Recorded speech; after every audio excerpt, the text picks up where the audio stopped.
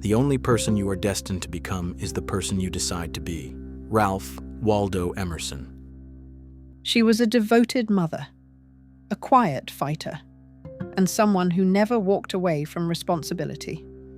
But on May 20th, 2018, Nancy Troche Garcia said she was heading to Mexico to see her sick mother and vanished without a trace. No border crossing, no flight records, no phone calls since. Only a 6-month-old baby left behind, and a chilling silence that's lasted more than 6 years. Her family says she would never abandon her child, that something happened that day. And now, new technology, new voices, and new eyes are on the case. A mission with purpose to find the missing using the power of social networking and cutting-edge technology. We're military veterans, technologists, scuba divers, and relentless seekers. From deep forests to sunken vehicles, from silence to signal, every clue matters. If you've ever felt the call to stand for something greater, this is your moment. This is the Find Me Project. Hello, everyone. I want to welcome you to the Find Me Project and podcast. My name is Mark. I'm your host and moderator. Today's an exciting opportunity because it is Case Activation Day, a day where you can use your skill set for the greater good in helping us find a missing person. Now, as we go through today's briefing, I'm going to pull open a few different screens and I'll be sharing those. So if you're watching any of our short videos, you'll be able to see some of the content that I'm going to be sharing. If you're only listening to our podcast, that's completely okay. I'm going to be sure to explain everything in detail. Just as a reminder, our podcast is where we share the most information about the missing person cases that we work. So our next missing person case brings us to Asheboro, North Carolina, where we are looking for Nancy Garcia. Nancy disappeared back in 2018 when she was just 28 years old. Her current age is 35. Now, I want to go through a few different details with Nancy's personal information. Her race is Hispanic Latino. She has black hair, and her height is estimated to be somewhere between 4'11" and 5'2", and her weight is estimated to be between 90 and 125 pounds. Now, Nancy does have a tattoo, a small tattoo, I should say, believed to be on Nancy's right hand on her ring finger. Now, the interesting thing here with Nancy's case is that she also disappeared with her vehicle, a burgundy 2001 Chevy Impala with North Carolina license plates, Delta Foxtrot Delta 2191. So as we go through this case and the next 2 weeks, it's important to gather as much information and intelligence as we can about Nancy's vehicle. Again, if you're watching any of our short videos, I am currently sharing an example of what that burgundy 2001 Chevy Impala looks like. Now, to get us started, I'd like to start with a prayer. This is something that I am relatively new to. And when I say something, I'm talking about faith. But, we started doing a prayer at the very beginning of our Find Me Project case activations, and it feels right. It certainly sounds right. So I feel like we absolutely need to keep this going. So let's go ahead and start with a prayer, and then we're going to jump right into today's case activation. Lord, today I raise Nancy's name up to you. I ask that you help give strength to her family, courage to the searchers, help us sharpen our eyes, and most importantly, serve as a beacon of light for those that are traversing their darkest hours. Nancy Garcia was born in Mexico, one of 5 siblings. She moved to Asheboro, North Carolina, around 2012 with her fiancé, seeking a better life. Though the marriage was short-lived, Nancy stayed determined to rebuild. She later became a U.S. citizen, held a steady job, and lived independently in her own apartment. Those who knew her described Nancy as quiet, loyal, and deeply devoted to her family, especially her infant daughter, who had been born premature. She was known to still be breastfeeding and was reportedly attentive and loving, never the type to leave her child without reason or warning. On May 19th, 2018, Nancy attended a child's birthday party with her daughter. Friends at the event noted she seemed normal, grounded, and gave no indication that anything was wrong. May 20th, Nancy dropped off her 6-month-old baby at her ex-boyfriend's home in the 300 block of East Balfour Avenue. Nancy said she needed to go to Mexico because her mother was sick. She later stopped at his sister's residence, asking her to help care for the baby. That would be the last time anyone saw her. Monday through Wednesday of the following week, Nancy failed to report to work, prompting concern. A co-worker contacted authorities requesting a welfare check. Officers visited Nancy's apartment but found no sign of her and no evidence of foul play. The apartment was undisturbed. When contacted, Nancy's family in Mexico stated that her mother was not sick and that Nancy had not told them she was returning home. They were unaware of any travel plans. Police interviewed her ex-boyfriend, his family, and several friends. No suspects were named and no arrests made. No physical evidence has emerged pointing to a clear direction. To this day, there are no confirmed sightings, no border crossings, no flight records, and no new clues regarding her whereabouts. Nancy's phone has gone silent, and her online presence ceased completely after May 20th, 2018. She left behind a daughter and a long list of unanswered questions. Nancy's Google account activity shows she used maps to route to a car dealership in Madison, North Carolina on the day she disappeared.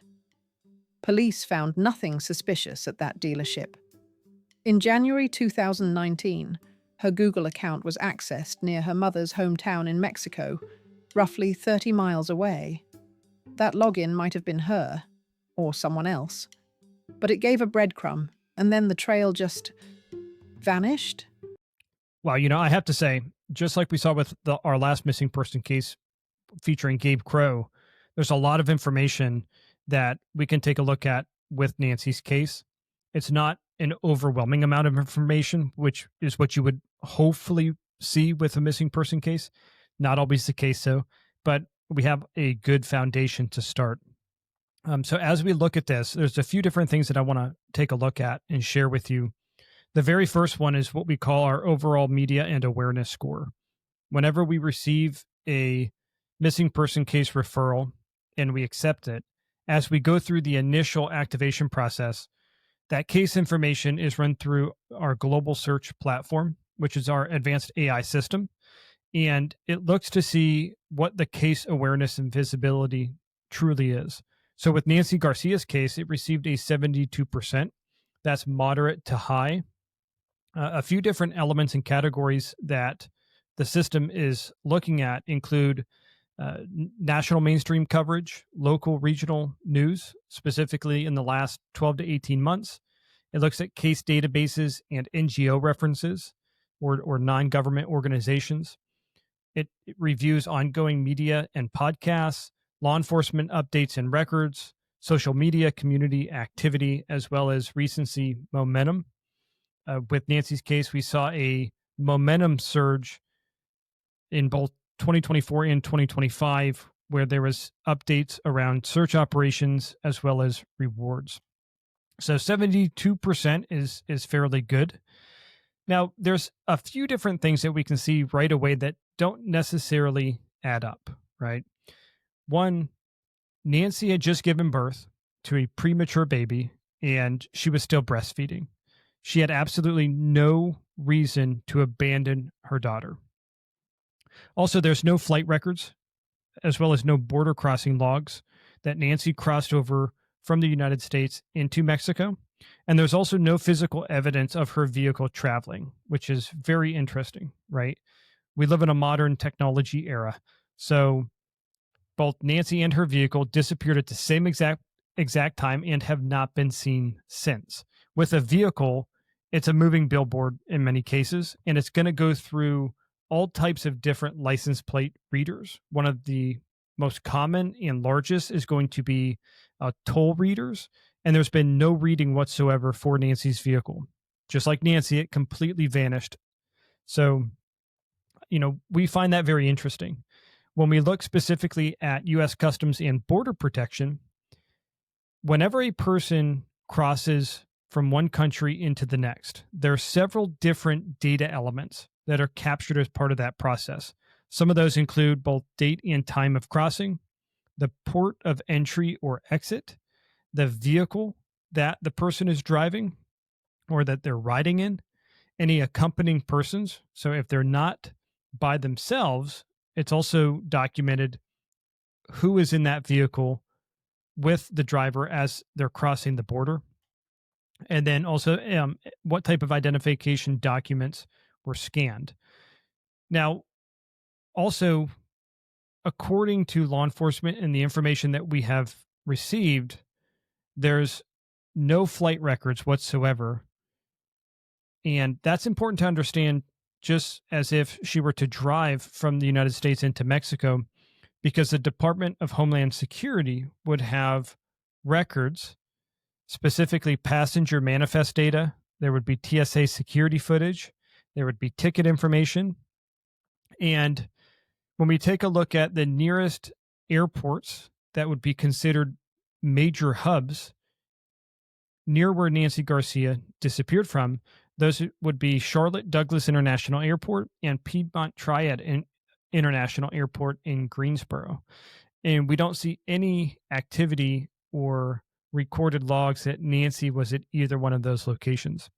You would also typically see some type of credit card or bank transactions, whether she was purchasing a ticket, baggage fees, airport purchases, mobile payments, ride sharing apps. And, we don't have access to that data right now, but that's something that law enforcement would certainly have. And, over a period of time would likely share with the community to help drive the investigation. Also, when we look at not only our internal country databases here in America, Mexico also has their own immigration databases where they record any type of foreign nationals who are entering their country legally.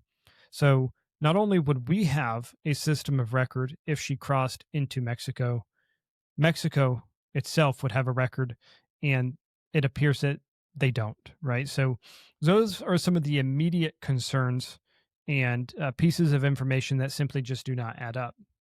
Now, I'd like to pull open our missing person report that's been generated so far and talk about a few different data elements within this report. Just as a reminder, if you are part of our Guardian Angel Task Force, you can find this PDF report by navigating over to Nancy's case overview, and you'll be able to click on that and download it. If you're not part of our Guardian Angel Task Force, which is our team of volunteers who help search for missing people, certainly head over to our online platform. The link is in the show notes, and you can get access to all of this. What I want to pull open here first, though, is our geointelligence report looking at photo 1. So this is going to be a high-level view of where Nancy lived. There's 2 locations that are identified in this mapping overview. The location in red is going to be Nancy's last known residence, which was provided. And the location in orange is going to be the block where Nancy dropped off her baby girl at the ex-boyfriend's house. So when we look at the line of sight in the area, we find that there's moderate obstruction due to both residential spacing and foliage. When we look at mobility corridors, there's a few different ingress and egress vectors that we want to call out. Those are US 64, NC 42, and I-73 within a 2.5 to 7.5 kilometer radius. And the nearest major waterways are going to be Deep River and Muddy Creek. So there's going to be a potential for submersion and concealment at those locations. Now, the reason we bring that up is because when you have a missing person and a vehicle that disappear at the same exact time, there's often an overwhelming probability that that vehicle may be submerged in water. Very important to understand that we're not saying that is the case as of now, but that's something that we want to be mindful of as we move forward. And honestly, I'm going to say that there's a really good chance that both our sonar and dive team is going to be out in the area doing sonar scans at what we call AOIs, or areas of interest, looking to see if we can identify any type of object in the water. If we do, the team will assess it and likely scuba dive on it if it looks to be a vehicle. I also want to share the relationship mapping based upon the preliminary information that we have received so far. As intelligence is gathered and accepted, you're going to see this relationship mapping grow. So, once we get to part 2, you'll be able to see, just how important the intelligence gathering process really is. Each one of these circles represents a node, and the more data that is linked to a node is going to grow in size and importance, right? So that's something we're going to want to keep a very close eye on. I think right now, some of the areas that we really want to focus on would be Nancy's vehicle, any type of online or technology presence, really looking all across IoT, or the Internet of Things, to include the surface web, deep web, and dark web. I think that's going to be really important to help us map everything out. Now, if you are listening to our podcast, we're going to go ahead and share a behavioral and personality profile that our internal profilers completed that are part of our Guardian Angel task force. This is going to be a lot of information, and it's going to be valuable because it's going to help how you approach your intelligence gathering process. And then it's going to help our internal team if we go out and do a live search party. There's a few different parts to this. So, we're going to break that down in detail. So be sure to head on over to our podcast episode if you want to listen to that. All right, so something else that I want to show you is the back end to our advanced AI platform. And this is really where all of the bells and whistles and all of the cool things of our capability is located. What I'm going to share with you is our digital collectives. And they're essentially humanoids or digital bots. They are the consciousness to our advanced AI platform.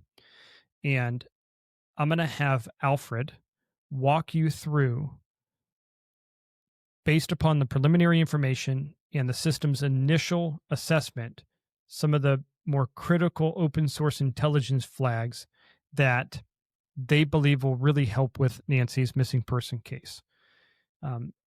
If you're not familiar with our process of gathering open source intelligence, when you become a member of our Guardian Angel task force and you register for a case, you submit flags, which are pieces of intelligence. Each flag has a point associated to it. Once that flag is submitted, it's reviewed both by our internal team as well as our advanced platform. And if that flag is approved, it's immediately shared and factored in to any type of search parameters as we move forward. So this is part of our system being able to self-learn and adapt. You also receive the points for the flag, which really drives our overarching mission and purpose and places you on a leaderboard where we're going to have some really cool things moving forward. We're actually seeing one of those with this missing person case where at the end of the virtual search party, whatever team member is in first place is going to be given a reward. So, that's just a really cool way to drive our mission. But we have introduced a new digital collective, and he is Alfred. So I think you're going to enjoy this. So let's go ahead and queue up that review right now.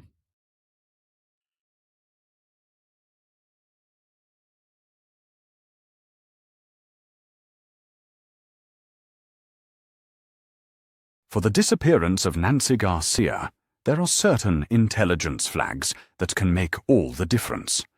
We're asking our Guardian Angel Task Force and OSINT volunteers to focus on high-value information sources. First, dating app profiles. If Nancy or anyone in her immediate network maintained an account, past or present, we need those usernames, photos, and any linked contact details. Second, contact information and relationships. That includes phone numbers, email addresses, and confirmed associates, personal, professional, or romantic. Third, vehicle-specific data. Nancy's 2001 Burgundy Chevrolet Impala with North Carolina plates DFD 2191 is a priority. Any sightings, registrations, parking records, or impound information could be critical. Fourth, public records and official filings. Property records, court documents, and licenses may reveal movement or connections. Fifth, social media content.